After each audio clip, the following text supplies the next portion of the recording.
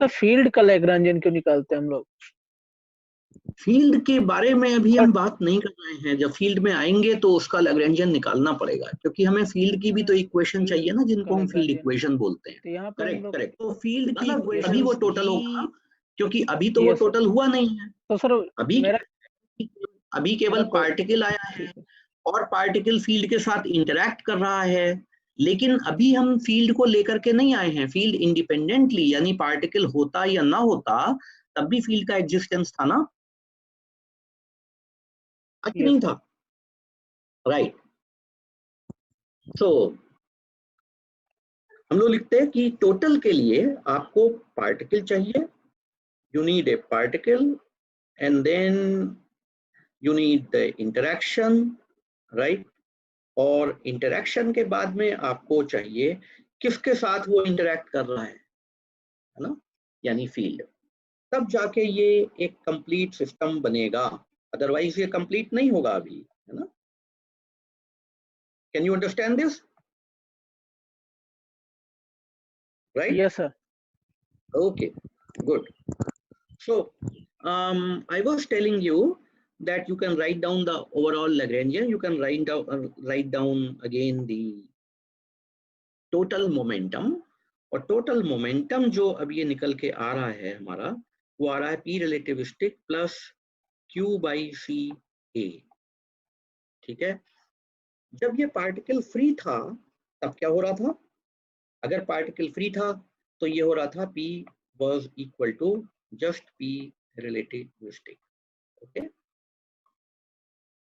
and there was nothing of this for free particle if the particle was free।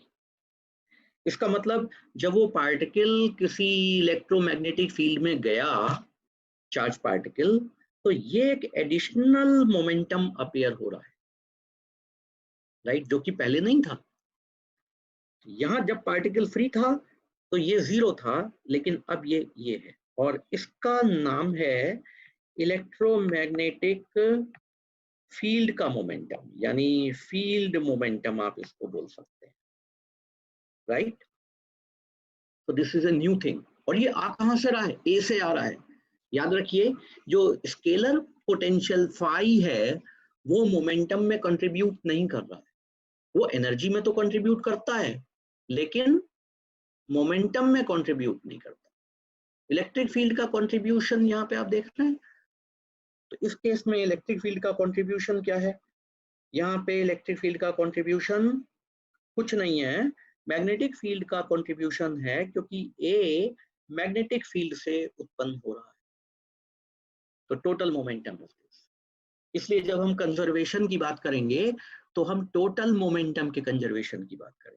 अब हम खाली particle के momentum के conservation की बात नहीं करेंगे, क्योंकि केवल अगर ये देखेंगे तो this is not conserved, it is not not not conserved, not not conserved, है ना। कुल मिलाकर के टोटल का टोटल ये कंजर्व होगा, यानी ये वाली क्वांटिटी जो कि जनरलाइज मोमेंटम है, जिसके अंदर पार्टिकल का अपना मोमेंटम भी है प्लस जो फील्ड है उसका भी मोमेंटम इंक्लूडेड है, ये दोनों मिलाकर के ही कंजर्वेशन होगा।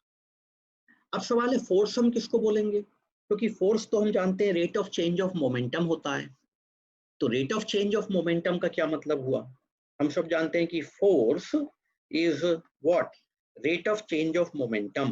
कौन सा momentum?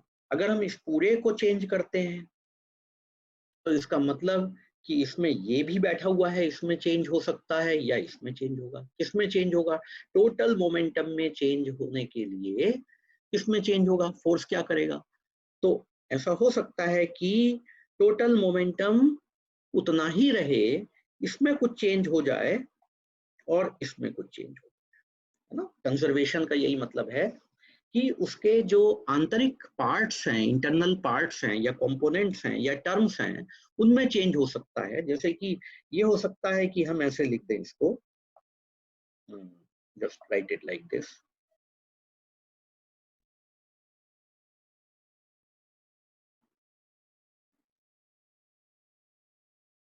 So I can write it like this. What? I can write this as, let me say 100, and this as, let's say 90, and this as 10, right? I can still keep it 100, the total momentum, whereas this can change. So it can become, let us say 50, and this is 50, right? तो क्या हुआ इसमें कि momentum of the particle has changed from 90 to 50, right? इसका मतलब क्या हुआ कि ये मोमेंटम कैसे चेंज हुआ? क्या कोई बाहर से फोर्स लग रहा था? अगर बाहर से फोर्स लग रहा होता तो फिर ये मोमेंटम चेंज होना चाहिए था। इसका मतलब कोई भी एक्सटर्नल फोर्स नहीं है सिस्टम पर, दिस इज द सेम। लेकिन फिर भी पार्टिकल का मोमेंटम चेंज हो गया, इसका मतलब है पार्टिकल पर कोई फोर्स लग रहा है जिसकी वजह से ये मोमेंटम चेंज हो रहा है, राइट? लेकिन नेट फोर्स जीरो है। हम देखते हैं net force on the system, net force on the system is what? Zero. System पे कोई भी नेट फोर्स नहीं है, ठीक है? नेट फोर्स इज जीरो, तभी तो इसका टोटल मोमेंटम कांस्टेंट है, तो नेट फोर्स नहीं है। लेकिन पार्टिकल का मोमेंटम फिर भी चेंज हो गया, का मतलब है कि पार्टिकल पर कोई फोर्स लग रहा होगा, राइट? अब पार्टिकल पर कौन फोर्स लगा रहा है? पार्टिकल था कहाँ? याद करिए, पार्टिकल तो एक इलेक्ट्रोमैग्नेटिक फील्ड में था, राइट? तो इसका मतलब कि इस पर ये जो फोर्स लग रहा है पार्टिकल पर, वो और कोई नहीं बल्कि इलेक्ट्रोमैग्नेटिक फील्ड खुद लगा रही है, right? So think of it like this, that you have again your what? You have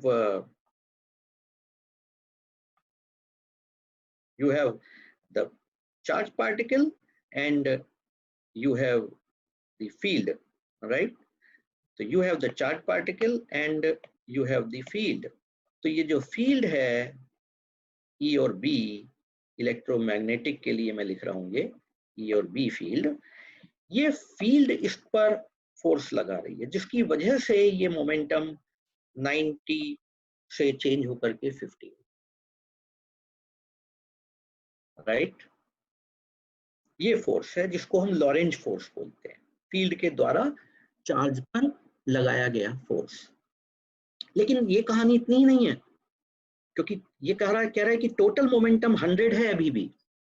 इसका मतलब फील्ड का भी मोमेंटम चेंज हो रहा है, और ये उतना ही चेंज हो रहा है जितना कि पार्टिकल का मोमेंटम चेंज हुआ था। यानी 90 से ये 50 हो गया, तो 40 का चेंज यहाँ आया, और वो जो कम हुआ वो फील्ड ने गेन कर लिया। तो फील्ड ने गेन कर लिया का मतलब फील्ड का भी मोमेंटम चेंज हुआ है, और अगर फील्ड का मोमेंटम चेंज हुआ है तो एक उस पर भी फोर्स लग रहा है, क्योंकि rate of change of the momentum classical mechanics में उसको हम फोर्स की तरह डिफाइन कर सकते हैं। तो वो कौन सा फोर्स है? वो फोर्स है वास्तव में इस चार्ज के द्वारा वापस इस फील्ड पर लगाया गया, राइट? और ये एक्शन और रिएक्शन फोर्सेस की तरह से, आप कहते हैं कि इलेक्ट्रोमैग्नेटिक फील्ड में अगर चार्ज को रखा जाए तो उस चार्ज पर एक फोर्स काम करता है, ये फील्ड्स उस चार्ज पर फोर्स लगाती हैं, right? But this is half the story. The full story is the particle also exerts a force back on the fields. और इस फोर्स की वजह से जो पार्टिकल ने चार्ज पर लगाया है, इसकी वजह से क्या हो रहा है? इसकी वजह से फील्ड का अपना मोमेंटम भी चेंज हो गया, और फील्ड का मोमेंटम चेंज होने का मतलब है कि वो पहले 10 था और अब वो 10 से बढ़ करके 50 हो गया। यानी पार्टिकल्स ने अपना मोमेंटम खोया है, they have lost the momentum, and fields ने उतना ही मोमेंटम एब्जॉर्ब कर लिया है।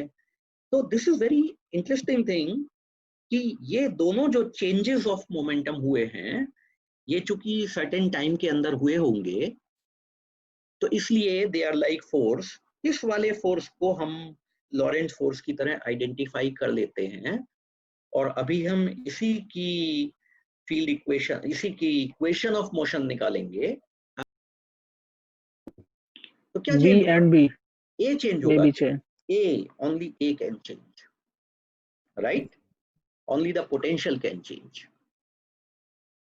अगर वेक्टर पोटेंशियल चेंज हो रहा है तो इसका मतलब है कि फील्ड का मोमेंटम चेंज हो रहा है, राइट? लेकिन जरा इमेजिन करिए कि वेक्टर पोटेंशियल कैसे चेंज हो रहा होगा, क्योंकि हो तो ये रहा था कि ये एक चार्ज पार्टिकल है और हमको लगा कि ये चुपचाप एक इलेक्ट्रिक और मैग्नेटिक फील्ड में बैठा हुआ है, राइट? और हम ये सोचते हैं कि ये फील्ड इस पर फोर्स लगा रही है।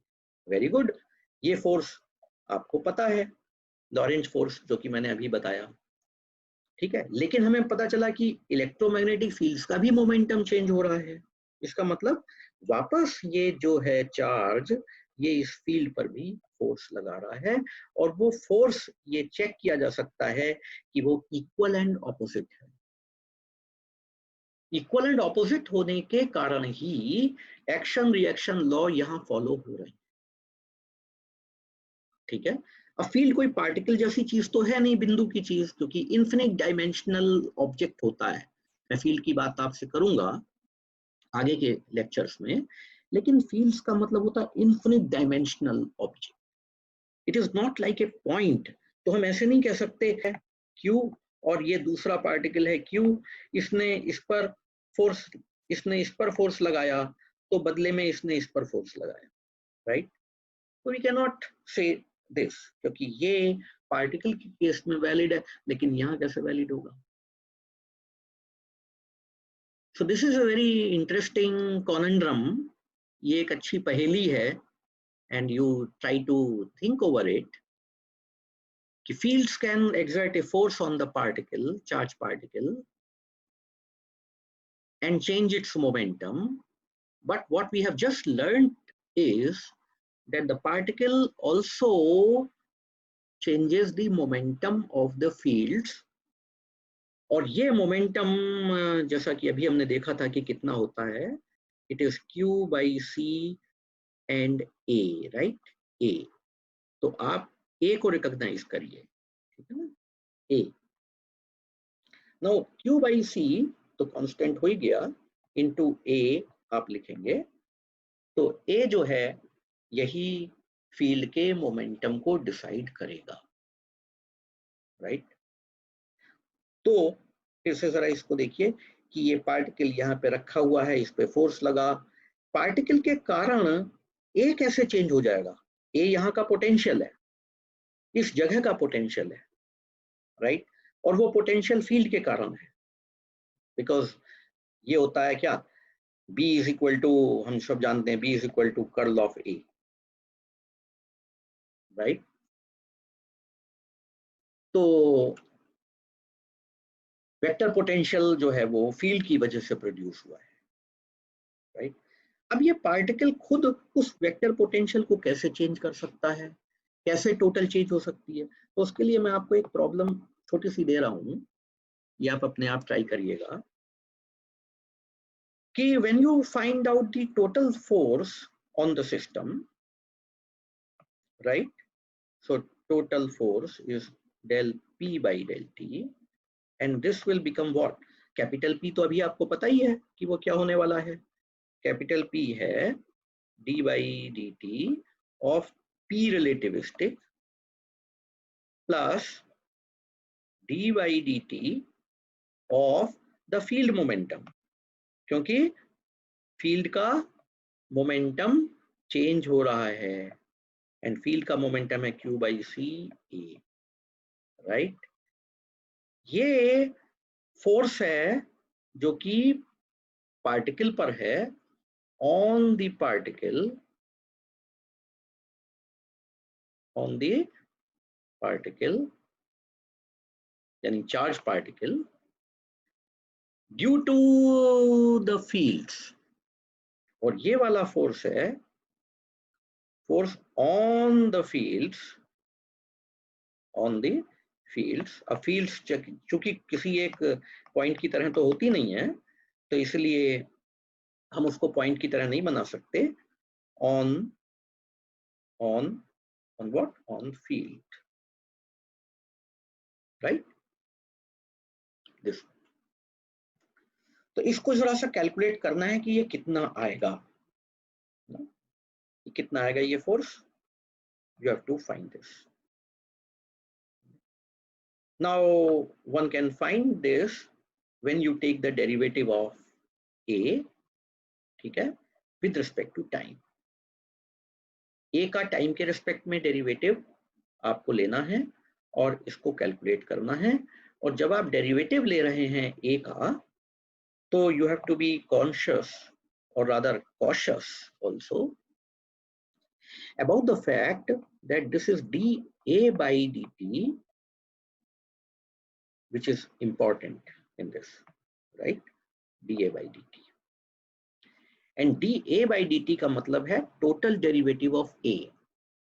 A है वेक्टर पोटेंशियल, कहां पर, जहां की चार्ज है, right?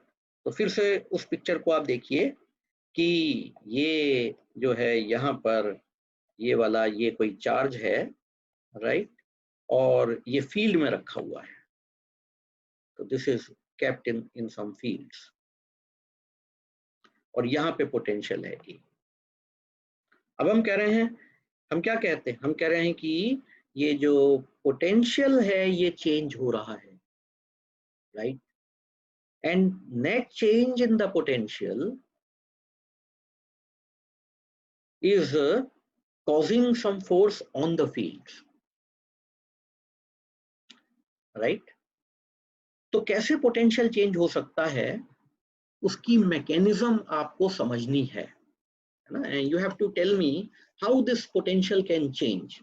Of course, one reason is that हो सकता है कि ये फील्ड अपने आप में फ्लक्चुएट कर रही हो, जो ये E और B हैं यहाँ पर, ठीक है, ये अपने आप में फ्लक्चुएट कर रहे हो और उसकी वजह से ये चेंज आ रहा हो, ठीक है। यानी एक खुद ही सिस्टम में ही, सिस्टम ही ऐसा बना हुआ है कि फील्ड्स फ्लक्चुएट कर रही हैं और उसकी वजह से ए में चेंज आ रहा है। तो उसको हम क्या बोलते हैं, उसको बोलते हैं delta A by A, delta A by T. यानी एक्सप्लिसिटली हो सकता है कि ए टाइम का फंक्शन हो, ठीक है, लेकिन अभी हम इसकी बात नहीं कर रहे हैं। अभी हम कह रहे हैं कि चार्ज पार्टिकल की वजह से ए में भी चेंज आ रहा है, राइट। तो वो पार्ट आपको यहाँ पे ऐड करना है। You have to tell me कि कितना पार्ट इसमें अभी ऐड करना है। ये तो इंट्रिंसिकली हो ही सकता है कि इलेक्ट्रिक और मैग्नेटिक फील्ड्स हों और वो ऑसिलेट कर रही हों विद रिस्पेक्ट टू टाइम, और जिसकी वजह से ये जो ए है, ये वाला ए, ये हो सकता है कि it can be a function of time. अगर ये फंक्शन ऑफ टाइम है तो उसके अंदर चेंज होगा ही होगा, right. A can be a function of time, and because of this you can have fluctuations here, right?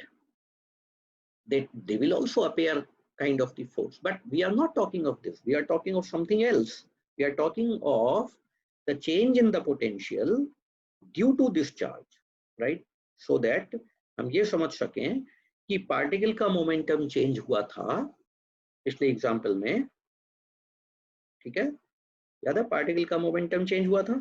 तो अगर पार्टिकल का मोमेंटम चेंज हुआ था, जो कि मैंने लिखा था 50 से 90 से चेंज होकर के क्या हो गया, 50 हो गया, तो अगर वो 90 से चेंज हो गया 50 हो गया, तो अब ये कितना हो जाएगा, right. So we have to find this additional term कि इसके अंदर चेंज आया, और वो चेंज आया तो ये फोर्स के रूप में कितना, ठीक है। Do you have any questions at this stage? Yes, sir. या go ahead. Sir, why we cannot consider scalar potential in total momentum expression? Oh, so you have to look back again in the derivation, right? How it has come. So it has appeared because you had some kind of the velocity dependent force. या इसका जो answer है, बहुत अच्छा question है, but इसका answer ये है कि चूंकि जो फोर्स वेलोसिटी डिपेंडेंट हैं वही इसमें P में कंट्रीब्यूट करेंगे, राइट? मैग्नेटिक फोर्स जो है वो वेलोसिटी डिपेंडेंट फोर्स है, तो मैग्नेटिक फोर्स इसके अंदर कंट्रीब्यूट कर रहा है, राइट?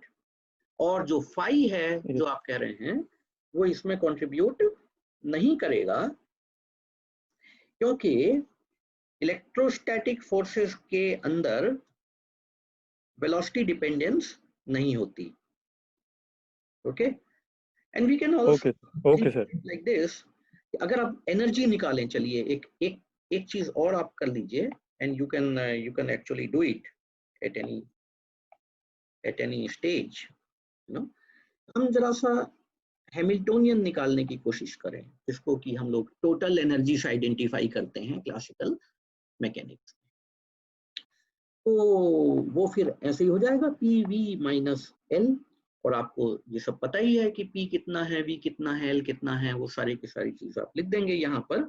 और ये जब आप एक्सप्रेशन निकालेंगे तो इसमें भी आप पार्टिकल और फ्री पार्टिकल और प्लस इंटरैक्शन पार्ट ही इस्तेमाल करेंगे, यूज करेंगे. फील्ड का अपना कंट्रीब्यूशन इसके अंदर अभी हमको यूज नहीं करना है. तो when you do this, what do you find? This you find as what? MC square upon this 1 minus V square by C square plus, अब यहां पे फाई का रोल आ जाएगा, ठीक है? यहां एनर्जी का रोल नहीं है, ठीक है, फाई का रोल है. ये है तब जब ये इंटरैक्शन कर रहा है, पार्टिकल फील्ड के साथ इंटरैक्ट. अगर ये फ्री होता तो जैसा कि हमने प्रीवियस केस में देखा था कि L free, sorry Hamiltonian of the free particle, ये केवल और केवल कितना है? ये केवल और केवल ये वाला पार्ट है, ये वाला पार्ट, राइट? लेकिन अब चूंकि पार्टिकल फ्री नहीं है बल्कि वो इलेक्ट्रोमैग्नेटिक फील्ड में रखा हुआ है, तो उनमें से भी केवल इलेक्ट्रिक फील्ड ने उसकी एनर्जी को चेंज किया है, राइट? मैग्नेटिक फील्ड ने उसकी एनर्जी को चेंज नहीं किया. So you can write it like this. लेकिन फिर भी आप चाहें तो उन पोटेंशियल्स को यूज करते हुए H का फॉर्म लिख सकते हैं. वो कैसे लिखेंगे? क्योंकि H तो फेज स्पेस में लिखना चाहिए इन टर्म्स ऑफ मोमेंटम. तो जरा सा हम देखें, जब हम इसको थोड़ा सा फर्दर अगर हम लेके चलें तो we can always write it like this. What we can write it like this is equal to H, or rather not this, let me use the same symbol.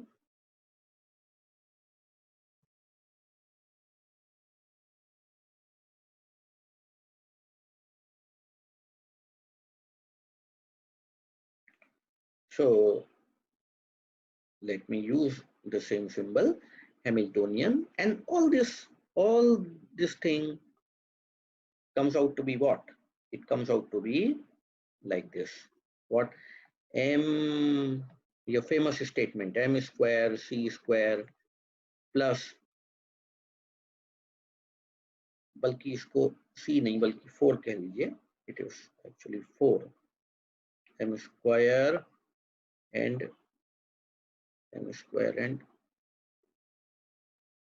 C to the 4, okay, and then P square and C square. ये तो पहले भी था, जब free particle था तब भी इतना पार्ट था. तो ये पार्ट तो फ्री पार्टिकल का ही पार्ट है, यानी ये टोटल एनर्जी, ये कुछ और नहीं है बल्कि MC स्क्वायर से ही मिलकर, it is nothing else but it is just MC square, जिसको हम रिलेटिविस्टिक एनर्जी कहते हैं, है ना? mc²। लेकिन जो एडिशनल पार्ट आया है वो ये वाला पार्ट आया है, this is very important. So we should write q phi। Now q phi is the additional contribution, no, which is sitting in the Hamiltonian, alright। और अगर आप नॉन रिलेटिविस्टिक केस में जाना चाहें अभी भी तो आप जा Okay, सकते हैं, राइट। नॉन रिलेटिविस्टिक केस का मतलब क्या हुआ कि आप वापस ये कह सकते हैं कि भाई हम रिलेटिविस्टिक मतलब स्पीड्स वगैरह को हम लो कर दें compare to the speed of light, और तब हम फिर इसको लिख सकते हैं nr लिमिट में, nr लिमिट में। तो ये जो चीज है ये पूरी हाफ mv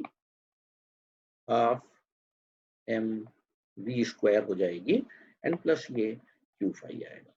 जैसे कि अगर किसी चार्ज पार्टिकल की स्पीड बहुत कम है लाइट की तुलना में, फिर भी वो एक इलेक्ट्रोमैग्नेटिक फील्ड में रखा हुआ है, ठीक है, तो उसकी एनर्जी कितनी होगी, then we can find out the Hamiltonian, actually Hamiltonian will be equal to half mv square plus q phi, okay। और इस एक्सप्रेशन में अगर हम ये कर दें कि हम इसी वाले एक्सप्रेशन में अगर हम एक चेंज कर दें, क्या कि h को हम रिप्लेस कर दें माइनस डेल और s, ये एक नई क्वांटिटी में इंट्रोड्यूस कर रहा हूं, इसका मीनिंग आप जरा मुझे बताइएगा क्या मीनिंग है, ठीक है। ये तो अगर h को रिप्लेस कर दें हम minus del S by del T से, और जो p है, p का मतलब कैनोनिकल मोमेंटम या जनरलाइज, अब इसको जनरलाइज मोमेंटम के टर्म्स में लिखना पड़ेगा इसकी बजाय ना। कैसे लिखेंगे इसको, इस p की जगह आप लिखेंगे जनरलाइज मोमेंटम। जनरलाइज मोमेंटम क्या था, जनरलाइज मोमेंटम था capital P minus q by C A. आप वो एक्सप्रेशन पीछे के देखेंगे तो आपको ये चीज क्लियर होगी कि ये जनरलाइज मोमेंटम था, ठीक है। तो ये चीज हम पूरा लिखेंगे और इसका स्क्वायर करेंगे, वो यहाँ पे है, राइट। तो तब जाकर ये एक्सप्रेशन जो है वो हैमिल्टोनियन का बनेगा। और अगर इस कैपिटल P को हम चेंज कर दें किससे, del S by del R, यानी ग्रेडियंट से, जिसको कि हम यहाँ पे 3 ग्रेडियंट बोल रहे हैं, del S by del R। तो फील्ड का लैग्रांजियन क्यों निकालते हैं हम लोग? फील्ड के बारे में अभी हम बात नहीं कर रहे हैं, जब फील्ड में आएंगे तो उसका लैग्रेंजियन निकालना पड़ेगा, क्योंकि हमें फील्ड की भी तो इक्वेशन चाहिए ना, जिनको हम फील्ड इक्वेशन बोलते हैं। तो यहाँ पे हम करेक्ट लोग करेक्ट। तो फील्ड की इक्वेशन अभी वो टोटल होगा, क्योंकि अभी तो वो टोटल हुआ नहीं है, तो सर अभी केवल पार्टिकल आया है और पार्टिकल फील्ड के साथ इंटरैक्ट कर रहा है, लेकिन अभी हम फील्ड को लेकर के नहीं आए हैं। फील्ड इंडिपेंडेंटली, यानी पार्टिकल होता या ना होता तब भी फील्ड का एग्जिस्टेंस था ना, नहीं था, राइट, नहीं था, राइट। सो हम लोग लिखते हैं कि टोटल के लिए आपको पार्टिकल चाहिए, you need a particle and then you need the interaction, right. और इंटरैक्शन के बाद में आपको चाहिए किसके साथ वो इंटरैक्ट कर रहा है ना, यानी फील्ड। तब जाके ये एक कंप्लीट सिस्टम बनेगा, अदरवाइज ये कंप्लीट नहीं होगा अभी, है ना। Can you understand this, right? Yes sir. Okay, good. So I was telling you that you can write down the overall Lagrangian, you can write down again the total momentum, और total momentum जो अब ये निकल के आ रहा है हमारा, वो आ रहा है P relativistic plus Q by C A, ठीक है। जब ये पार्टिकल फ्री था तब क्या हो रहा था, अगर पार्टिकल फ्री था तो ये हो रहा था P was equal to just P relativistic, okay, and there was nothing of this for free particle if the particle was free। इसका मतलब जब वो पार्टिकल किसी इलेक्ट्रोमैग्नेटिक फील्ड में गया, चार्ज पार्टिकल, तो ये एक एडिशनल मोमेंटम अपीयर हो रहा है, राइट, जो कि पहले नहीं था। यहां जब पार्टिकल फ्री था तो ये 0 था, लेकिन अब ये है, और इसका नाम है इलेक्ट्रोमैग्नेटिक फील्ड का मोमेंटम, यानी फील्ड मोमेंटम आप इसको बोल सकते हैं, राइट। तो this is a new thing. और ये आ कहां से रहा है? ए से आ रहा है। याद रखिए, जो स्केलर पोटेंशियल फाई है वो मोमेंटम में कंट्रीब्यूट नहीं कर रहा है, वो एनर्जी में तो कंट्रीब्यूट करता है लेकिन मोमेंटम में कंट्रीब्यूट नहीं करता। इलेक्ट्रिक फील्ड का कंट्रीब्यूशन यहाँ पे आप देख रहे हैं। तो इस केस में इलेक्ट्रिक फील्ड का कंट्रीब्यूशन क्या है? यहाँ पे इलेक्ट्रिक फील्ड का कंट्रीब्यूशन कुछ नहीं है, मैग्नेटिक फील्ड का कंट्रीब्यूशन है, क्योंकि ए मैग्नेटिक फील्ड से उत्पन्न हो रहा है। तो टोटल मोमेंटम ऑफ दिस, इसलिए जब हम कंजर्वेशन की बात करेंगे तो हम टोटल मोमेंटम के कंजर्वेशन की बात करेंगे। अब हम खाली पार्टिकल के मोमेंटम के कंजर्वेशन की बात नहीं करेंगे, क्योंकि केवल अगर ये देखेंगे तो this is not conserved, it is not conserved, okay, not conserved, है ना। कुल मिलाकर के टोटल का टोटल ये कंजर्व होगा, यानी ये वाली क्वांटिटी जो कि जनरलाइज्ड मोमेंटम है, जिसके अंदर पार्टिकल का अपना मोमेंटम भी है प्लस जो फील्ड है उसका भी मोमेंटम इंक्लूडेड है, ये दोनों मिलाकर के ही कंजर्वेशन होगा। अब सवाल है फोर्स हम किसको बोलेंगे? क्योंकि फोर्स तो हम जानते हैं rate of change of momentum होता है। तो rate of change of momentum का क्या मतलब हुआ? हम सब जानते हैं कि force is what? Rate of change of momentum. कौन सा मोमेंटम? अगर हम इस पूरे को चेंज करते हैं तो इसका मतलब कि इसमें ये भी बैठा हुआ है, इसमें चेंज हो सकता है या इसमें चेंज होगा। किसमें चेंज होगा? टोटल मोमेंटम में चेंज होने के लिए किसमें चेंज होगा? फोर्स क्या करेगा?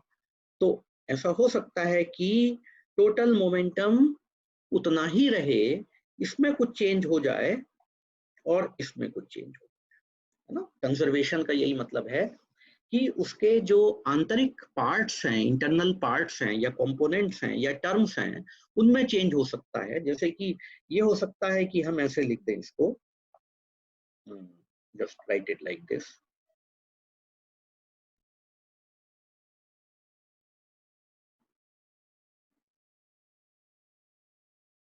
so I can write it like this. What I can write this as let me say 100, and this as, let's say, 90, and this as 10, right? I can still keep it 100, the total momentum, whereas this can change, so it can become, let us say, 50, and this is 50, right?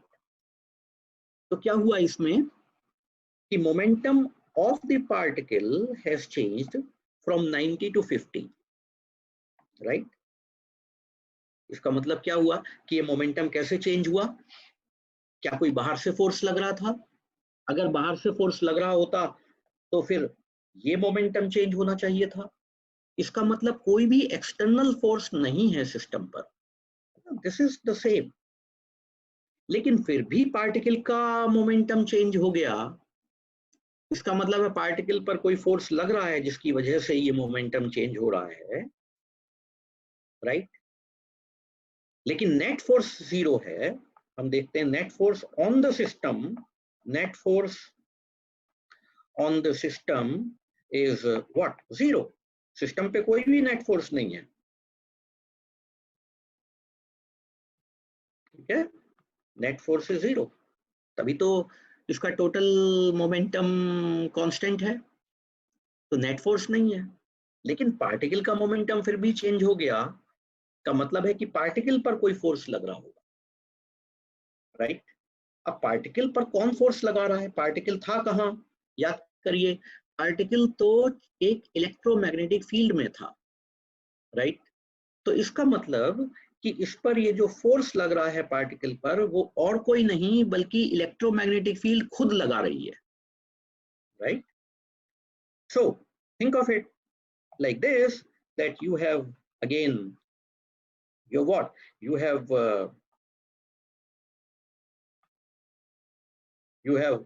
the charge particle and you have the field, right? So you have the charge particle and you have the field. तो ये जो field है E और B, electromagnetic के लिए मैं लिख रहा हूँ ये E और B फील्ड, ये फील्ड इस पर फोर्स लगा रही है जिसकी वजह से ये मोमेंटम 90 से चेंज होकर के 50, राइट? ये फोर्स है जिसको हम लॉरेंज फोर्स बोलते हैं, फील्ड के द्वारा चार्ज पर लगाया गया फोर्स। लेकिन ये कहानी इतनी ही नहीं है, क्योंकि ये कह रहा है कि टोटल मोमेंटम 100 है अभी भी, इसका मतलब फील्ड का भी मोमेंटम चेंज हो रहा है और ये उतना ही चेंज हो रहा है जितना कि पार्टिकल का मोमेंटम चेंज हुआ था। यानी 90 से ये 50 हो गया तो 40 का चेंज यहाँ आया और वो जो कम हुआ वो फील्ड ने गेन कर लिया। तो फील्ड ने गेन कर लिया का मतलब फील्ड का भी मोमेंटम चेंज हुआ है, और अगर फील्ड का मोमेंटम चेंज हुआ है तो एक उस पर भी फोर्स लग रहा है, क्योंकि rate of change of the momentum classical mechanics में उसको हम फोर्स की तरह डिफाइन कर सकते हैं। तो वो कौन सा फोर्स है? वो फोर्स है वास्तव में इस चार्ज के द्वारा वापस इस फील्ड पर लगाया गया, राइट? और ये एक्शन और रिएक्शन फोर्सेस की तरह से,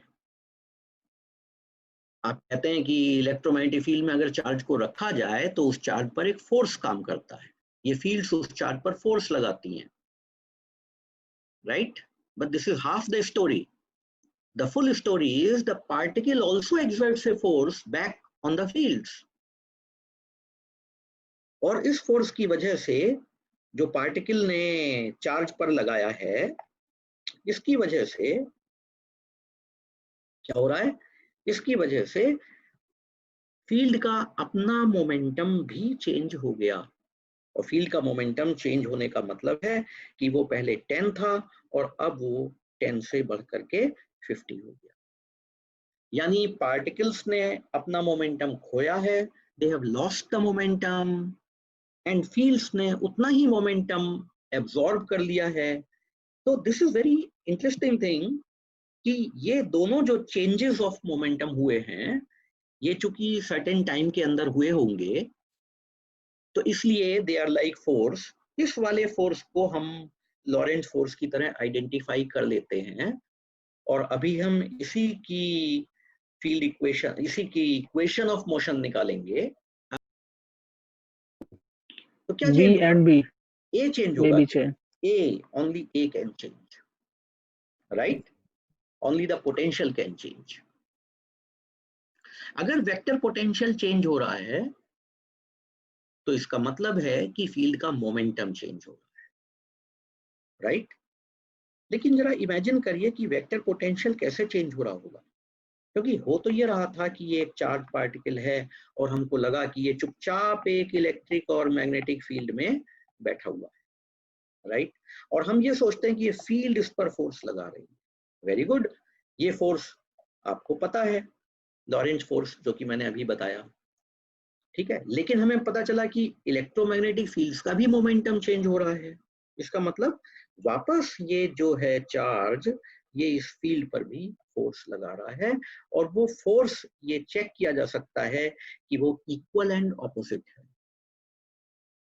इक्वल एंड ऑपोजिट होने के कारण ही एक्शन रिएक्शन लॉ यहां फॉलो हो रहे हैं, ठीक है? अब फील्ड कोई पार्टिकल जैसी चीज तो है नहीं, बिंदु की चीज, क्योंकि इन्फिनिट डायमेंशनल ऑब्जेक्ट होता है। मैं फील्ड की बात आपसे करूंगा आगे के लेक्चर्स में, लेकिन फील्ड्स का मतलब होता है infinite dimensional object. It is not like a point.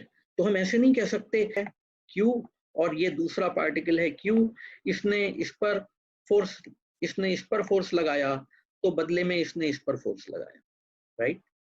तो वी कैन नॉट से दिस, क्योंकि ये पार्टिकल के केस में वैलिड है, लेकिन यहाँ कैसे वैलिड होगा? So this is a very interesting conundrum ये एक अच्छी पहेली है, and you try to think over it, कि fields can exert a force on the particle, charge particle, and change its momentum. But what we have just learned is that the particle also changes the momentum of the fields. और ये momentum जैसा कि अभी हमने देखा था कि कितना होता है, it is Q by C and A, right? A.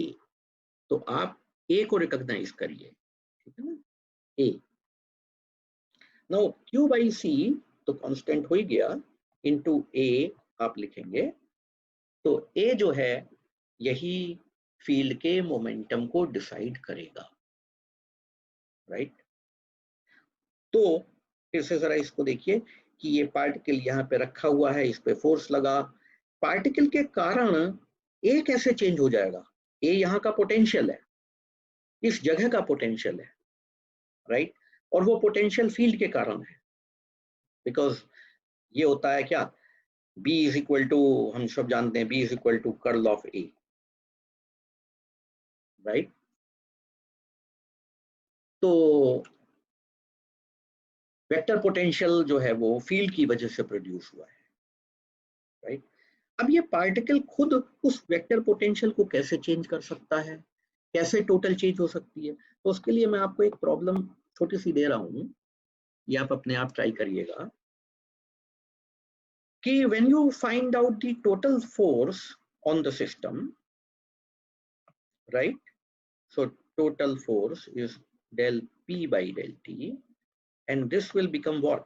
Capital P तो अभी आपको पता ही है कि वो क्या होने वाला है, कैपिटल P है d by dt of P relativistic plus d by dt of the field momentum, क्योंकि फील्ड का मोमेंटम चेंज हो रहा है, एंड फील्ड का मोमेंटम है Q by C A, right? ये फोर्स है जो कि पार्टिकल पर है, on the particle, on the particle यानी charge particle, due to the fields, और ये वाला फोर्स है force on the fields, on the fields. अब फील्ड्स चूंकि किसी एक पॉइंट की तरह तो होती नहीं है, तो इसलिए हम उसको पॉइंट की तरह नहीं बना सकते, on on on what, on field, right?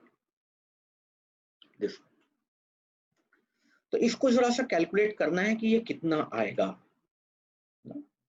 कितना आएगा ये force, you have to find this.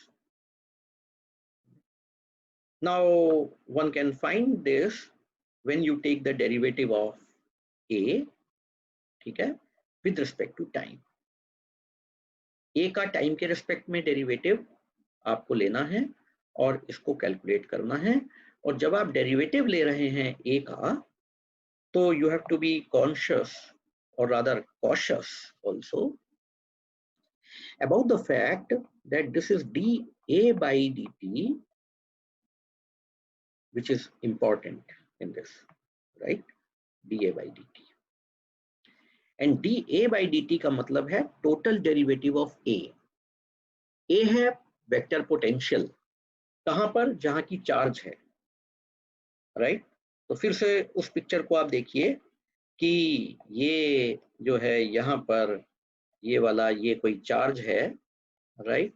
और ये फील्ड में रखा हुआ है, तो this is kept in some fields,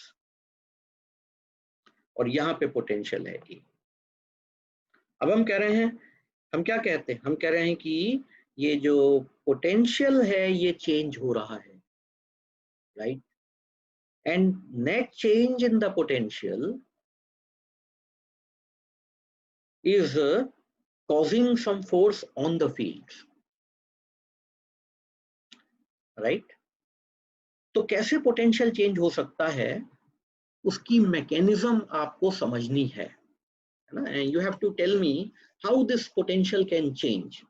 Of course, one reason is that हो सकता है कि ये फील्ड अपने आप में फ्लक्चुएट कर रही हो, जो ये E और B हैं यहाँ पर, ठीक है, ये अपने आप में फ्लक्चुएट कर रहे हों और उसकी वजह से ये चेंज आ रहा हो, ठीक है। यानी एक खुद ही सिस्टम ही ऐसा बना हुआ है कि फील्ड्स फ्लक्चुएट कर रही हैं और उसकी वजह से ए में चेंज आ रहा है। तो उसको हम क्या बोलते हैं? उसको बोलते हैं डेल्टा ए बाई टी। यानी एक्सप्लिसिटली हो सकता है कि ए टाइम का फंक्शन हो, ठीक है, लेकिन अभी हम इसकी बात नहीं कर रहे हैं। अभी हम कह रहे हैं कि चार्ज पार्टिकल की वजह से ए में भी चेंज आ रहा है, राइट। तो वो पार्ट आपको यहाँ पे ऐड करना है।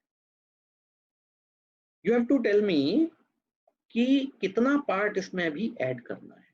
ये तो इंट्रिंसिकली हो ही सकता है कि इलेक्ट्रिक और मैग्नेटिक फील्ड्स हों और वो ऑसिलेट कर रही हों विद रिस्पेक्ट टू टाइम, और जिसकी वजह से ये जो ए है, ये वाला ए, ये हो सकता है कि it can be a function of time. अगर ये फंक्शन ऑफ टाइम है तो उसके अंदर चेंज होगा ही होगा, right. A can be a function of time, and because of this you can have fluctuations here, right? They will also appear kind of the force, but we are not talking of this. We are talking of something else. We are talking of the change in the potential due to this charge, right? So that हम ये समझ सकें कि particle का momentum change हुआ था पिछले example में, ठीक है, याद है पार्टिकल का मोमेंटम चेंज हुआ था। तो अगर पार्टिकल का मोमेंटम चेंज हुआ था, जो कि मैंने लिखा था 50 से 90 से चेंज होकर के क्या हो गया, 50 हो गया, तो अगर वो 90 से चेंज हो गया 50 हो गया, तो अब ये कितना हो जाएगा, right. So we have to find this additional term कि इसके अंदर चेंज आया, और वो चेंज आया तो ये फोर्स के रूप में कितना, ठीक है। Do you have any questions at this stage? Yes, sir. या go ahead. Sir, why we cannot consider scalar potential in total momentum expression? Oh, so you have to look back again in the derivation, right? How it has come. So it has appeared because you had some kind of the velocity dependent force. या इसका जो answer है, बहुत अच्छा question है, but इसका answer ये है कि चूंकि जो फोर्स वेलोसिटी डिपेंडेंट हैं वही इसमें P में कंट्रीब्यूट करेंगे, राइट। मैग्नेटिक फोर्स जो है वो वेलोसिटी डिपेंडेंट फोर्स है, तो मैग्नेटिक फोर्स इसके अंदर कंट्रीब्यूट कर रहा है, राइट। और जो फाई है जो आप कह रहे हैं वो इसमें कंट्रीब्यूट नहीं करेगा, क्योंकि इलेक्ट्रोस्टैटिक फोर्सेस के अंदर वेलोसिटी डिपेंडेंस नहीं होती, okay. And we can also Okay, sir. Like this, अगर आप एनर्जी निकालें, चलिए एक चीज और आप कर लीजिए, and you can actually do it at any stage, you know. हम जरा सा हैमिल्टोनियन निकालने की कोशिश करें, जिसको कि हम लोग टोटल एनर्जी से आइडेंटिफाई करते हैं क्लासिकल मैकेनिक्स। तो वो फिर ऐसे ही हो जाएगा PV माइनस L, और आपको ये सब पता ही है कि P कितना है, V कितना है, L कितना है, वो सारी की सारी चीज आप लिख देंगे यहाँ पर। और ये जब आप एक्सप्रेशन निकालेंगे तो इसमें भी आप पार्टिकल और फ्री पार्टिकल और प्लस इंटरैक्शन पार्ट ही इस्तेमाल करेंगे, यूज करेंगे। फील्ड का अपना कंट्रीब्यूशन इसके अंदर अभी हमको यूज नहीं करना है। तो when you do this, what do you find? This you find as what? MC square upon this 1 minus V square by C square plus, अब यहां पे फाई का रोल आ जाएगा, ठीक है। यहां एनर्जी का रोल नहीं है, ठीक है, फाई का रोल है। ठीक है, तो ये है तब जब ये इंटरैक्शन कर रहा है, पार्टिकल फील्ड के साथ इंटरैक्ट। अगर ये फ्री होता तो जैसा कि हमने प्रीवियस केस में देखा था कि L free, sorry Hamiltonian of the free particle, ये केवल और केवल कितना है, ये केवल और केवल ये वाला पार्ट है, ये वाला पार्ट, राइट। लेकिन अब चूंकि पार्टिकल फ्री नहीं है बल्कि वो इलेक्ट्रोमैग्नेटिक फील्ड में रखा हुआ है, तो उनमें से भी केवल इलेक्ट्रिक फील्ड ने उसकी एनर्जी को चेंज किया है, राइट। मैग्नेटिक फील्ड ने उसकी एनर्जी को चेंज नहीं किया। So you can write it like this.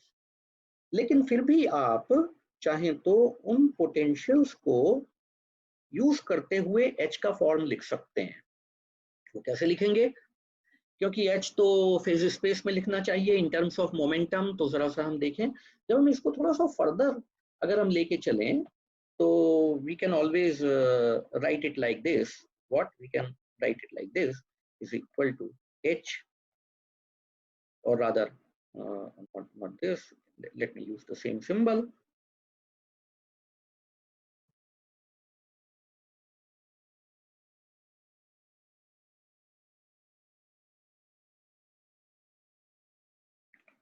So let me use the same symbol, Hamiltonian, and all this thing comes out to be what? It comes out to be like this. What? M, your famous statement, M square C square plus, बल्कि इसको C नहीं बल्कि 4 कह लीजिए, it is actually 4, M square and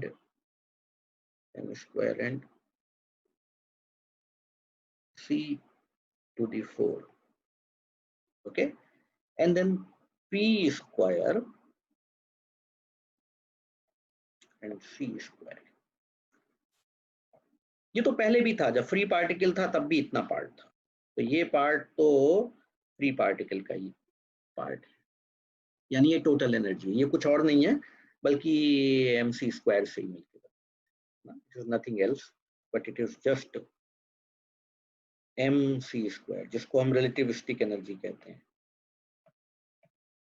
है ना,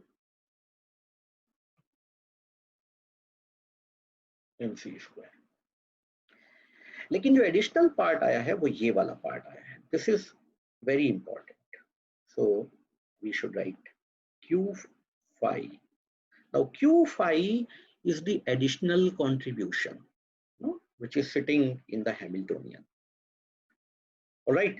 और अगर आप नॉन रिलेटिविस्टिक केस में जाना चाहें अभी भी तो आप जा सकते हैं, राइट। नॉन रिलेटिविस्टिक केस का मतलब क्या हुआ कि आप वापस ये कह सकते हैं कि भाई हम रिलेटिविस्टिक मतलब स्पीड्स वगैरह को हम लो कर दें compare to the speed of light, और तब हम फिर इसको लिख सकते हैं nr लिमिट में, nr लिमिट में। तो ये जो चीज है ये पूरी हाफ mv स्क्वायर हो जाएगी एंड प्लस ये q phi आएगा। जैसे कि अगर किसी चार्ज पार्टिकल की स्पीड बहुत कम है लाइट की तुलना में, फिर भी वो एक इलेक्ट्रोमैग्नेटिक फील्ड में रखा हुआ है, ठीक है, तो उसकी एनर्जी कितनी होगी, then we can find out the Hamiltonian, actually Hamiltonian will be equal to half mv square plus q phi, okay। और इस एक्सप्रेशन में अगर हम ये कर दें कि हम इसी वाले एक्सप्रेशन में अगर हम एक चेंज कर दें, क्या कि h को हम रिप्लेस कर दें माइनस डेल और s, ये एक नई क्वांटिटी में इंट्रोड्यूस कर रहा हूं, इसका मीनिंग आप जरा मुझे बताइएगा क्या मीनिंग है, ठीक है। ये तो अगर h को रिप्लेस कर दें हम minus del S by del T से, और जो p है, p का मतलब कैनोनिकल मोमेंटम या जनरलाइज, अब इसको जनरलाइज मोमेंटम के टर्म्स में लिखना पड़ेगा इसकी बजाय ना। कैसे लिखेंगे इसको, इस p की जगह आप लिखेंगे जनरलाइज मोमेंटम जनरलाइज मोमेंटम क्या था? जनरलाइज मोमेंटम था capital P minus Q by C A. आप वो एक्सप्रेशन पीछे के देखेंगे तो आपको ये चीज क्लियर होगी कि ये जनरलाइज मोमेंटम था, ठीक है। तो ये चीज हम पूरा लिखेंगे और इसका स्क्वायर करेंगे, वो यहाँ पे है, राइट। तो तब जाकर ये एक्सप्रेशन जो है वो हैमिल्टोनियन का बनेगा। और अगर इस कैपिटल P को हम चेंज कर दें किससे? Del S by del R, यानी ग्रेडियंट से, जिसको कि हम यहाँ पे 3 ग्रेडियंट बोल रहे हैं, del S by del R से अगर रिप्लेस कर दें तो यही एक्सप्रेशन जो बनेगा इसको हम कहते हैं हैमिल्टन जैकोबी इक्वेशन, राइट। तो मैं इसके साथ ही इस बात को फिनिश करूंगा। ये कहलाएगी Hamilton H J equation. Okay, क्या मतलब है कि अगर आप हैमिल्टोनियन के एक्सप्रेशन में, जो कि हमने ये लिखा हुआ है यहाँ पर, ठीक है, m square root of m square c to the 4 plus ये जो छोटा p है इसको हटाना है क्योंकि ये जनरलाइज्ड मोमेंटम नहीं है। तो हटाने का मतलब है कि हमको इसको रिप्लेस करना है इस एक्सप्रेशन से, और फिर c स्क्वायर तो है ही है, तो आप चाहे ये c स्क्वायर को भी मत भूलिए, that is also there. Okay, तो ये करने के, और प्लस q फाई, ये कंट्रीब्यूशन है directly coming from the electric fields. जब इस पूरे हैमिल्टोनियन के एक्सप्रेशन में हम हैमिल्टोनियन को del minus del S by del T से रिप्लेस करते हैं और मोमेंटम को हम इससे रिप्लेस करते हैं, तो जो इक्वेशन बनती है उसको हम हैमिल्टन जैकोबी इक्वेशन बोलते हैं, राइट। और ये बहुत काम की इक्वेशन है, ठीक है। तो एक क्वेश्चन आपके लिए ये भी है कि आप इस हैमिल्टन जैकोबी इक्वेशन को निकालिए, ठीक है, हैमिल्टन जैकोबी इक्वेशन को निकालिए और find the Hamilton Jacobi equation. It is very easy, right? Also find force on the particle,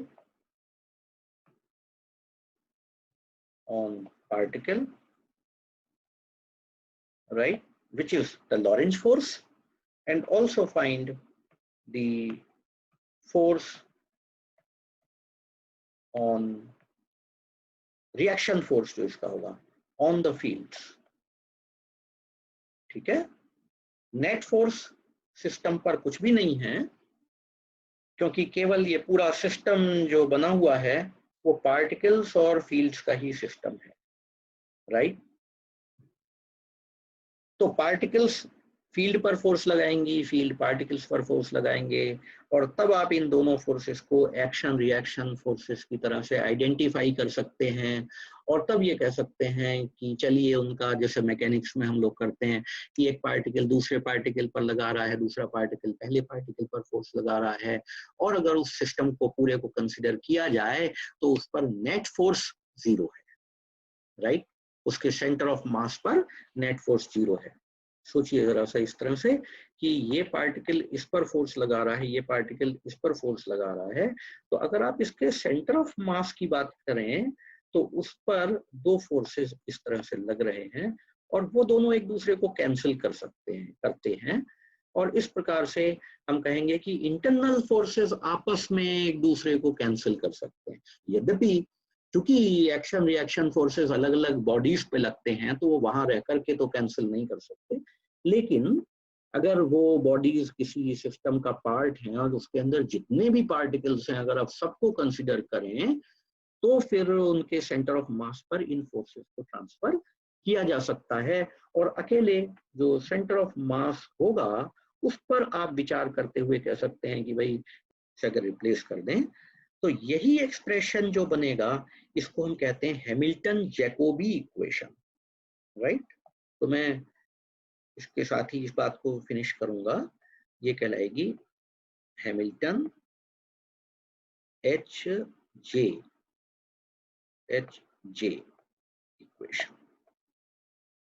okay, क्या मतलब है कि अगर आप हैमिल्टोनियन के एक्सप्रेशन में, जो कि हमने ये लिखा हुआ है यहाँ पर, ठीक है, m square root of m square c to the 4 plus ये जो छोटा p है इसको हटाना है, क्योंकि ये जनरलाइज्ड मोमेंटम नहीं है।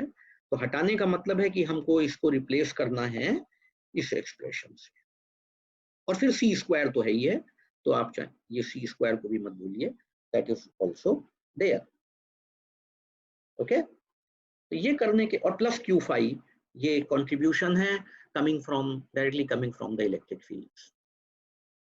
जब इस पूरे हैमिल्टोनियन के एक्सप्रेशन में हम हैमिल्टोनियन को del minus del S by del T से रिप्लेस करते हैं और मोमेंटम को हम इससे रिप्लेस करते हैं, तो जो इक्वेशन बनती है उसको हम हैमिल्टन जैकोबी इक्वेशन बोलते हैं, राइट।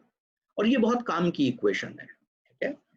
तो एक क्वेश्चन आपके लिए ये भी है कि आप इस हैमिल्टन जैकोबी इक्वेशन को निकालिए, ठीक है, हैमिल्टन जैकोबी इक्वेशन को निकालिए और find the Hamilton Jacobi equation.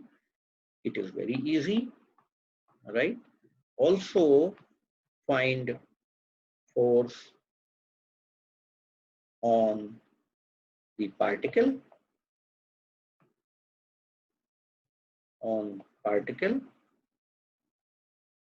right, which is the Lorentz force, and also find the force on reaction force जो इसका होगा on the fields, ठीक है। नेट फोर्स सिस्टम पर कुछ भी नहीं है, क्योंकि केवल ये पूरा सिस्टम जो बना हुआ है वो पार्टिकल्स और फील्ड्स का ही सिस्टम है, राइट। तो पार्टिकल्स फील्ड पर फोर्स लगाएंगी, फील्ड पार्टिकल्स पर फोर्स लगाएंगे, और तब आप इन दोनों फोर्सेस को एक्शन रिएक्शन फोर्सेस की तरह से आइडेंटिफाई कर सकते हैं, और तब ये कह सकते हैं कि चलिए उनका, जैसे मैकेनिक्स में हम लोग करते हैं कि एक पार्टिकल दूसरे पार्टिकल पर लगा रहा है, दूसरा पार्टिकल पहले पार्टिकल पर फोर्स लगा रहा है, और अगर उस सिस्टम को पूरे को कंसिडर किया जाए तो उस पर नेट फोर्स 0 है, राइट। उसके सेंटर ऑफ मास पर नेट फोर्स 0 है। सोचिए जरा सा इस तरह से कि ये पार्टिकल इस पर फोर्स लगा रहा है, ये पार्टिकल इस पर फोर्स लगा रहा है, तो अगर आप इसके सेंटर ऑफ मास की बात करें तो उस पर दो फोर्सेस इस तरह से लग रहे हैं, और वो दोनों एक दूसरे को कैंसिल करते हैं, और इस प्रकार से हम कहेंगे कि इंटरनल फोर्सेस आपस में एक दूसरे को कैंसिल कर सकते हैं। यद्यपि क्योंकि एक्शन रिएक्शन फोर्सेस अलग अलग बॉडीज पे लगते हैं तो वो वहां रह करके तो कैंसिल नहीं कर सकते, लेकिन अगर वो बॉडीज किसी सिस्टम का पार्ट हैं और उसके अंदर जितने भी पार्टिकल्स हैं अगर आप सबको कंसिडर करें तो फिर उनके सेंटर ऑफ मास पर इन फोर्सेस को ट्रांसफर किया जा सकता है, और अकेले जो सेंटर ऑफ मास होगा उस पर आप विचार करते हुए कह सकते हैं कि भाई